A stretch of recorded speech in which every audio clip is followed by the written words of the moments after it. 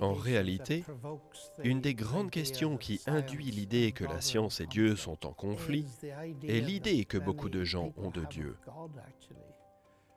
Ils pensent que Dieu est comme une divinité grecque, inventée pour combler notre manque de compréhension.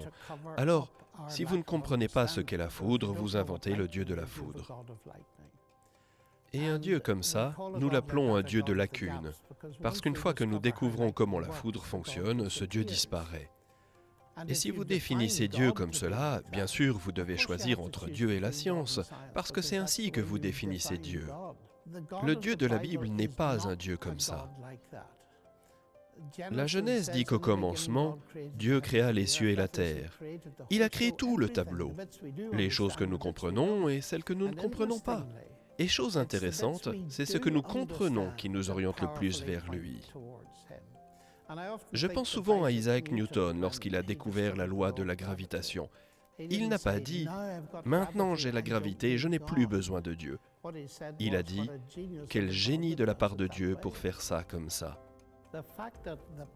Le fait que les pionniers de la science moderne, tels que Galilée, Kepler, Newton et Clerk Maxwell, croyaient en Dieu, je ne sais pas si c'est bien connu. Je trouve que beaucoup d'élèves n'en ont jamais entendu parler. Cela signifie que, loin d'être un obstacle à l'essor de la science, la croyance en Dieu en a été le moteur. La raison pour laquelle j'ai écrit « La science peut-elle tout expliquer ?» c'est pour montrer aux gens qu'en fait, la vérité est que la science pointe vers Dieu et non pas qu'elle s'en éloigne. Et aussi, pour aborder la question de la rationalité du christianisme.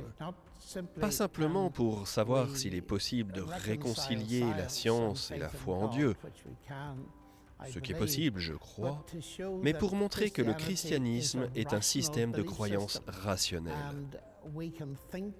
Et nous pouvons penser rationnellement à des événements comme la résurrection de Jésus, par exemple, sans court-circuiter la rationalité, ni commettre un suicide intellectuel.